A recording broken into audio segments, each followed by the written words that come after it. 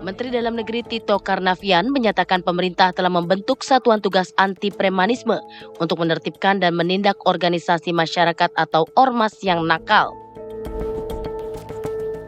Satgas ini dibuat oleh Kementerian Koordinator Politik dan Keamanan yang bekerja sama dengan Kementerian Dalam Negeri. Hal ini disampaikan oleh Menteri Dalam Negeri Tito Karnavian di Kompleks Istana Kepresidenan Jakarta Kamis sore. Ia menyebut bahwa tim Satgas akan dipimpin oleh Menko Polkam Budi Gunawan. Subang, Bekasi, ada beberapa tempat lagi.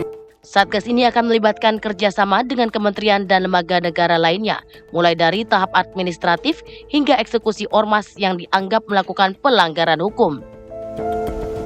Secara khusus, perkara administratif akan ditangani oleh Kementerian Dalam Negeri. Tito juga mengultimatum bahwa Kemendagri tak segan untuk mencabut izin operasional tiap ormas yang melanggar ketentuan administratif. Dari Jakarta, Yohanes Leonardo, Teddy Swendi, TV One mengabarkan.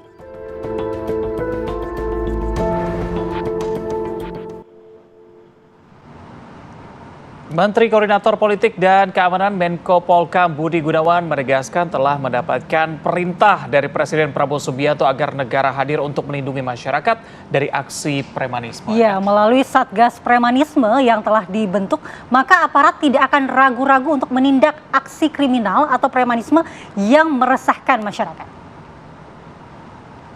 Presiden sudah mengumpulkan semua kementerian lembaga yang terkait penegak hukum seperti Polri, TNI, Jaksa, dan lainnya.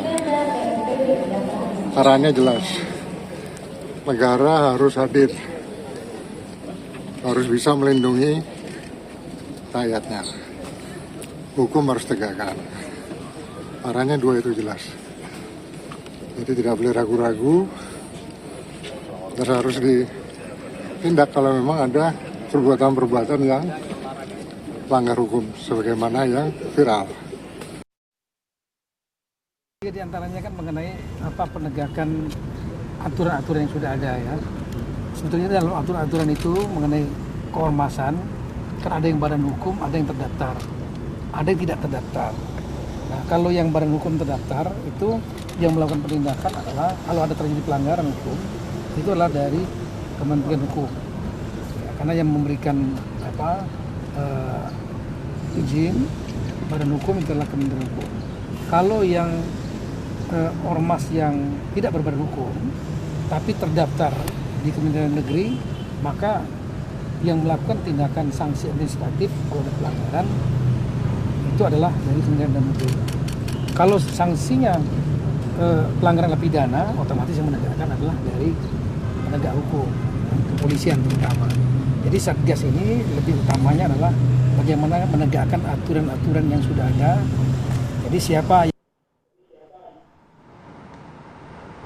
Nah, ini yang cukup mengganggu masyarakat begitu ya, karena memang aksi premanisme yang diduga dilakukan oleh oknum-oknum anggota ormas. Kita akan bahas lebih lanjut, terutama ini setelah dibentuk Satgas Premanisme. Nah, sudah bergabung bersama kami Ahmad Syahroni, Wakil Ketua Komisi 3 DPR RI, ini melalui sambungan virtual, serta hadir langsung di studio ada Saur Siagian, pegiat anti korupsi. Selamat pagi, Bang Saur. Bang Saur. Selamat pagi, Mas Reja. Ya, pertama saya ke Bang Syahroni dulu. Bang Syahroni, menurut Anda kira-kira apa nih yang menjadi dasar aksi premanisme bisa dilakukan atau sering dilakukan gitu ya malah ya oleh para ormas nih, oknum-oknum ormas? Jadi begini ya, terkait dengan masalah premanisme, simpel aja kok. Kalau ini mau diselesaikan dengan baik, kalau dengar tadi Pak Menko Polkam sudah menyampaikan untuk berantas premanisme. Ini masalahnya kok jadi isu nasional berhadapan dengan preman. Sayang banget gitu Republik ini. Makanya kemarin saya kunjungan kerja spesifik ke Polda Metro Jaya. Saya senang atas apa yang disampaikan Kapolda, mau melaksanakan apel gabungan seluruh rangkaian institusi bidang khusus, misalnya Kopassus, ada dari tentara angkatan udara, ada angkatan laut. Saya bilang, Pak Jenderal, pride-nya kita harus dijaga negara, Pak. Kenapa?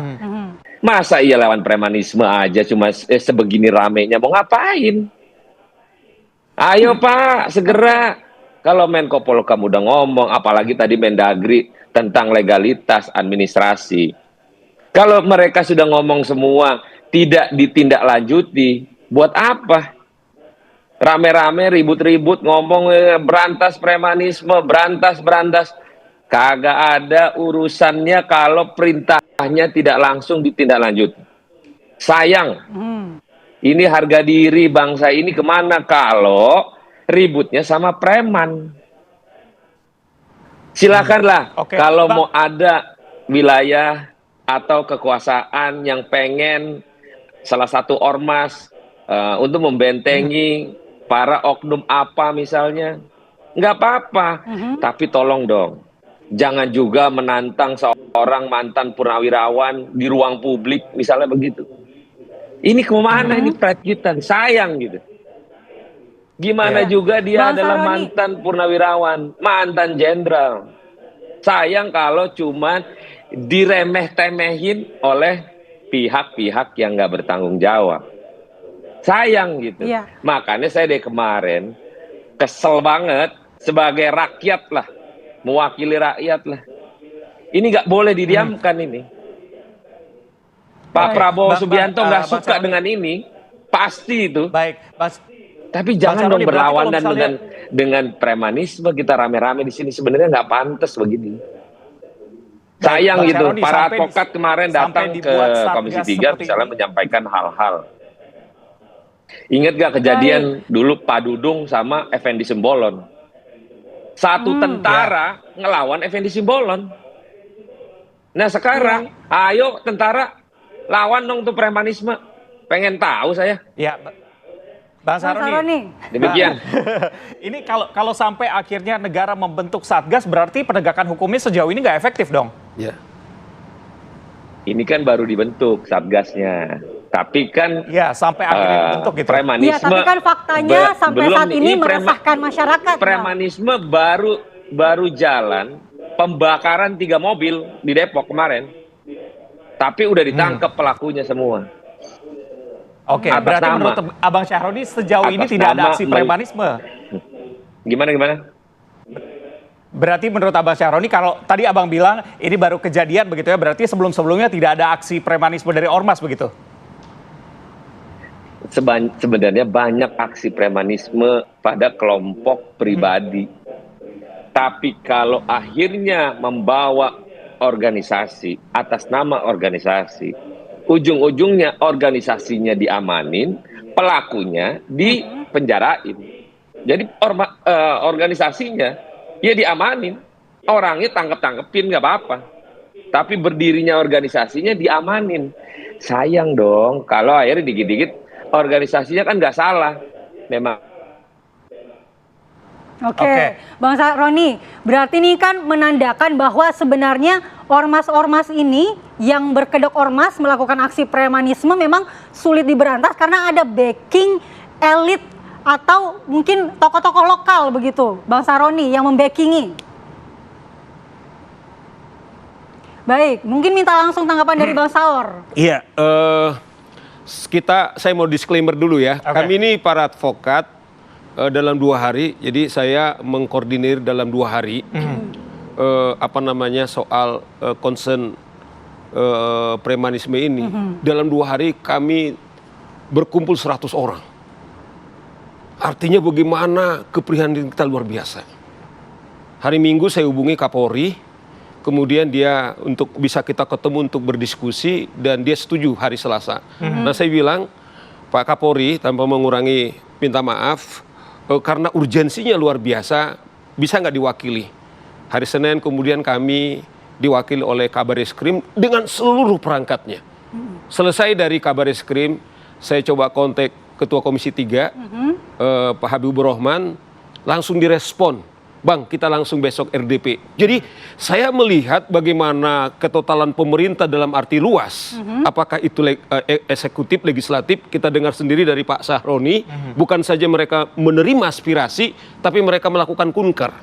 Barangkali kenapa ke Jakarta? Karena mungkin ini strategis ibu kota negara, yang juga barangkali aksi-aksi itu sangat telanjang di kita. Kenapa ini dianggap urgensinya sangat menurut besar, saya, Bang? seperti dibilang Sahroni, sudah sangat. Bayangkan misalnya kepala daerah sudah diancam hanya mengatakan satu kata ormas, tidak ada menyebut simpulnya, kemudian mengancam akan mengerahkan 50.000 orang, anggota saya 500.000 dan tidak akan mungkin kemudian dibubarkan polisi. Dan Anda tahu kalau aparat penegak hukum saja dikejar-kejar, dilukai, kemudian mobilnya dibakar, bukankah ini sudah mengatakan bahwa mereka lebih kuat dari negara?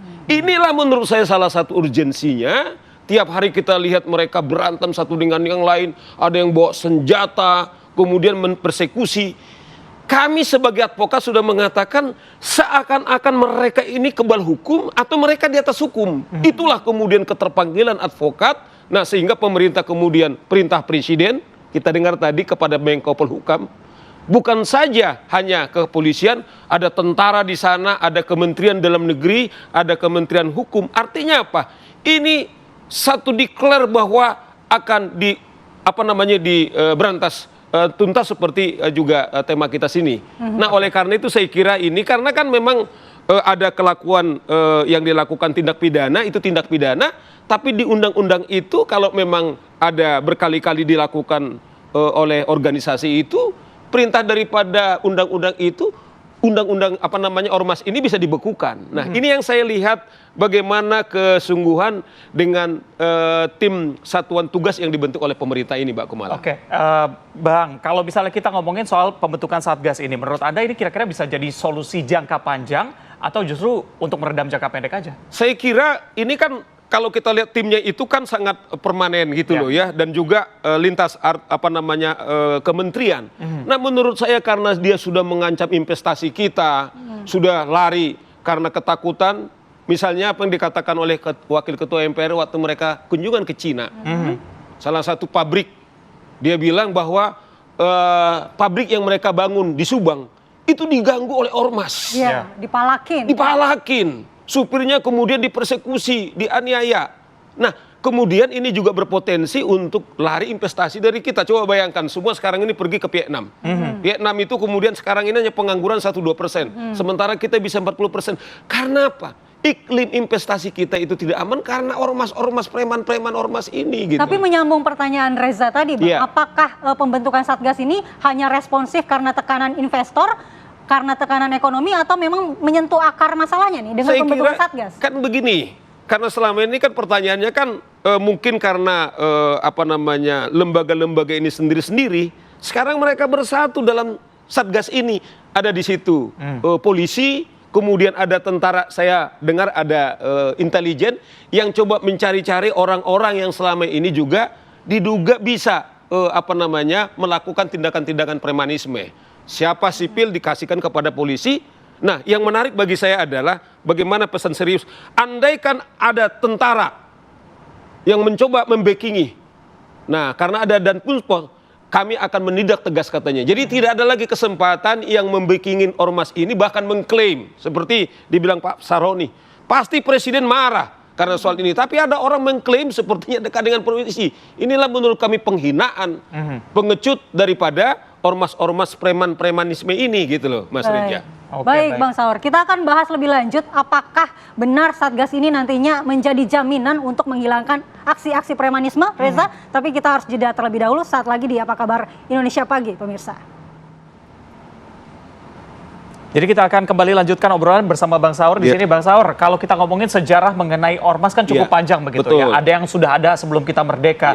Tapi apa yang membuat ada oknum-oknum, kita bisa bilang ini melakukan aksi premanisme, bahkan membuat masyarakat jadi takut gitu. Harus kita akui, sebenarnya ormas itu berdiri adalah untuk mencerminkan atau mengekspresikan apa perintah daripada undang-undang untuk membantu pemerintah, kesejahteraannya, menyampaikan ketertiban. aspirasi masyarakat juga. Itu dulu ya. Jadi kembali saya juga lihat misalnya Satgas yang dibuat ini adalah Satgas anti premanisme atau yang ada di ormas, supaya kita clear di sana. Iya. Jadi kita nggak memusuhi ormas. Nah, pertanyaan Reza penting banget ini. Mengapa tiba-tiba kemudian ada yang fenomena yang terjadi sekarang seperti Pak Saroni bilang, ada seorang mantan wakil presiden, jenderal dan lain-lain sangat terbuka kemudian mempersekusi melalui ancaman-ancaman. Menurut saya adalah karena hukum tidak berdaulat lagi atau hukum tidak diterapkan secara tegak. Akibatnya antitesis dari itu muncul. Baik. Yang artinya adalah kekerasan. Barangkali mereka merasakan lebih efektif. Ini yang terjadi. Misalnya dengan memakai jasa para preman ini, karena hukum misalnya tidak berjalan, kemudian mereka menggunakan ormas-ormas ini untuk kepentingan-kepentingan mereka gitu. Baik. Jadi itu yang menurut saya kenapa ormas ini bisa muncul, karena memang hukum tidak tegas, tidak tegak gitu loh. Atau ada Baik. faktor yang tadi Mala bilang bahwa ada backingan orang-orang di belakangnya. Loh, bisa aja, artinya gini loh, dimanapun ini dari aspek sosiologis, katakanlah ketika ada satu kepentingan, ya wajar aja orang mungkin dalam konteks ada, katakanlah bisnis di sana, ada uang di sana. Nah problemnya ini legal apa tidak? Itu sebabnya menurut saya makanya ini holistik, ada tentara di sana, ada polisi, kemudian ada Kementerian Dalam Negeri, bahkan dalam tadi kunkernya Komisi 3 ada kejaksaan. Ini membuktikan bukan saja katakanlah penindakan pidananya yang dilakukan, tetapi juga tadi dibilang Pak Menteri Dalam Negeri, tapi sanksi pidananya. Jangan juga seperti dibilang Pak Saroni, udah berkali-kali misalnya ormas tersebut melakukan tindak pidana, karena kan di situ berkali-kali mengganggu keamanan ketertiban, bisa disanksi administrasi dari tertulis, Baik. kemudian sampai pencabutan. Baik, kita ke Bang Syahroni. Bang Syahroni, sebenarnya kan tujuan ormas ini baik, tapi aksi-aksi premanisme yang berkedok ormas ini masih terus terjadi hingga saat ini. Apakah itu menandakan penegakan hukum kita memang selama ini ada yang salah, begitu Bang? Enggak, kalau penegakan hukum kan ngelihat dari aspek bagaimana terjadinya satu masalah.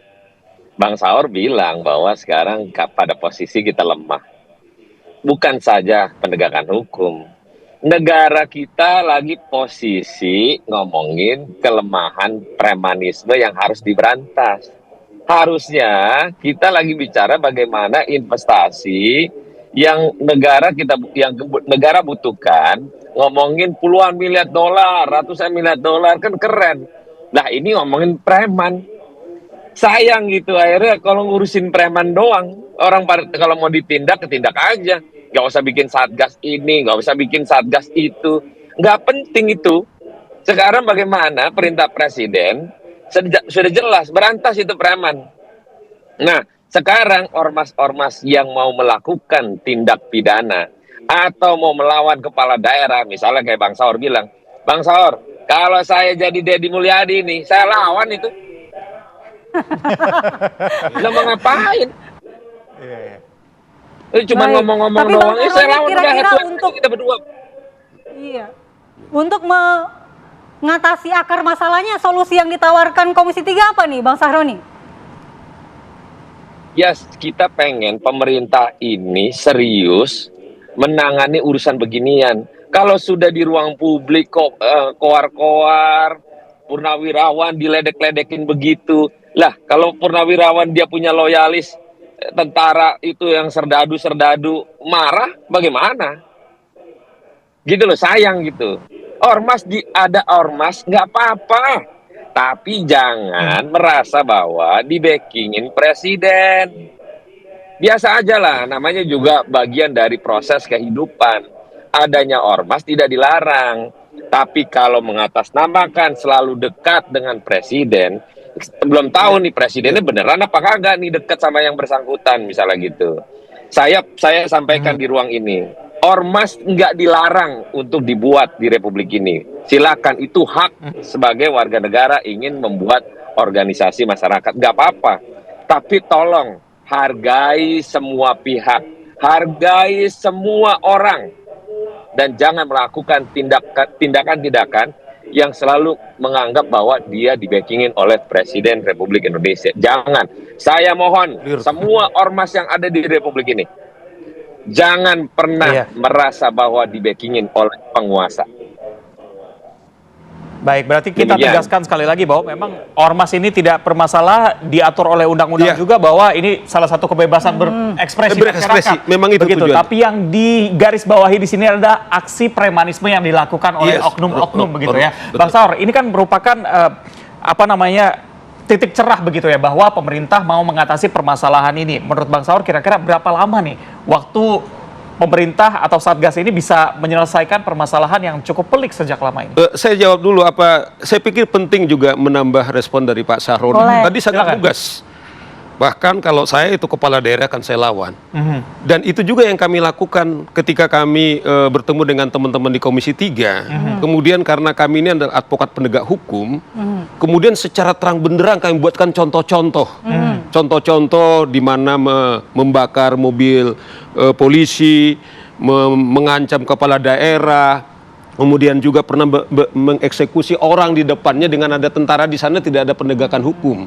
Ya kan, dan katanya saya akan dilaporkan kembali. Alhamdulillah kalau ini proses hukum. Maksud saya adalah bahkan sebelum kami ke Komisi 3, kawan-kawan sekalian, saya udah ketemu Kabareskrim. Apa yang kami suarakan di Komisi 3 juga, karena sudah telanjang yang viral itu, bahkan itu yang kita bilang, ada kemarin katakanlah orang kemudian memberikan pendapat soal katakanlah proses pemerintahan. Nah, lalu nanti yang saya kudeta kayak gitu-gitu.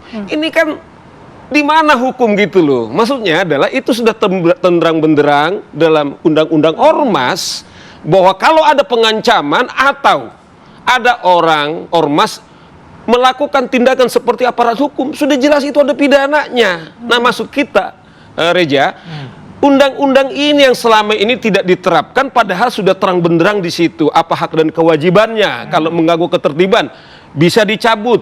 Nah, kalau berkali-kali kita lihat gambar-gambar itu. Kemudian sekelompok mereka dengan seragamnya membawa samurai, ya kan? Kalau yang di Depok membawa samurai, kemudian membawa pistol, kemudian melukai para penegak hukum. Bukankah ini mereka merasakan lebih kuat? Padahal yang dilakukan penegak hukum adalah tindakan penegak hukum mau menangkap orang yang diduga melakukan tindak pidana. Gitu loh, Reja. Nah, oleh karena itu menurut saya apa yang dibentuk oleh pemerintah ini pesan.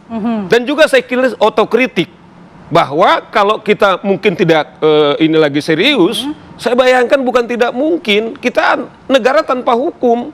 Bukan Berarti saja. Bang Saur tetap setuju Satgas ini dibentuk? Sangat, saya setuju sangat. Meskipun Tapi Bang Saur bilang tadi nggak penting sebenarnya. Kalau menurut saya Pak Saroni tidak penting itu lebih kepada tindakannya yang ini. Jangan juga nanti ada lagi Satgas, tetapi nothing tindakan itu maksudnya. Bahkan tadi kalau saya ya mungkin ditanya bagaimana ekspresinya seorang Komisi 3 Wakil Ketua Komisi Hukum loh. Sampai harus mengatakan yang semestinya kita tidak harus bicara. Tapi bagi kami advokat adalah soal concern penegakan hukum. Ya, dan oleh karena itu kita kasih kesempatan dan juga kita himbau juga kepada Satgas ini ya jangan sekedar omon-omon karena ini menyangkut juga kenyamanan, keamanan dan juga ancaman daripada masyarakat sendiri, Mas Rija. Oke, Bang Saur, ini yang cukup menarik adalah masyarakat nantinya kan bisa melakukan pengaduan, begitu pengaduan. Ya. Kalau sama penegak hukum aja mereka berani, apa yang menjamin keamanan masyarakat yang mengadu itu dalam keadaan aman nantinya? Kalau saya melihat ya begini, memang salah satu pesan daripada Satgas ini adalah supaya masyarakat berani untuk melaporkan. Nah, oleh karena itu, kenapa di dugaan saya, kenapa aparat penegak hukum yang tadinya juga cukup di backup oleh teman-teman tentara adalah keseriusan. Jadi masyarakat juga harus bertanggung jawab juga, Mas Reja. Sama dengan kami, ketika kami laporkan kepada kepolisian, kemudian dikatakanlah diancam misalnya, itulah adalah bagian mahkota apresiasi bagi kami sebagai bagian tanggung jawab daripada warga negara. Bahwa kita melakukan, menemui, kalaupun tidak, dugaan saya mereka juga punya hotline, atau Kumala, atau Reja ketika kita berdiskusi ini, kemudian segera juga, sebab supaya mereka tahu, tetapi jauh lebih penting dari itu, supaya mereka ini hadir di pasar-pasar, di mana tempat keramaian, serta yang juga ya yang pakai berdasi. Nah, tentu saya kira mereka itu sudah punya kemampuan lah untuk menganalisis. Setidaknya kehadiran mereka itu hadir, paling tidak sekarang premanisme itu kemudian berhitung. Tetapi lebih dari itu tindakan nyata seperti bilang Pak Saroni itu jauh lebih penting. Gitu. Oke, dikit lagi Bang Saur. Kalau misalnya tadi kita lihat atau Bang Saur tadi sempat bilang kita bisa melapor sebagai warga begitu ya. Sebenarnya fokus dari Satgas ini nanti akan kemana? Apakah mengurusi hal-hal kecil seperti laporan masyarakat, permintaan THR atau aksi premanisme malak ke warung dan segala macam, atau justru fokusnya ke besar masalah investasi dari asing begitu ya, yang tadi sempat Bang Saur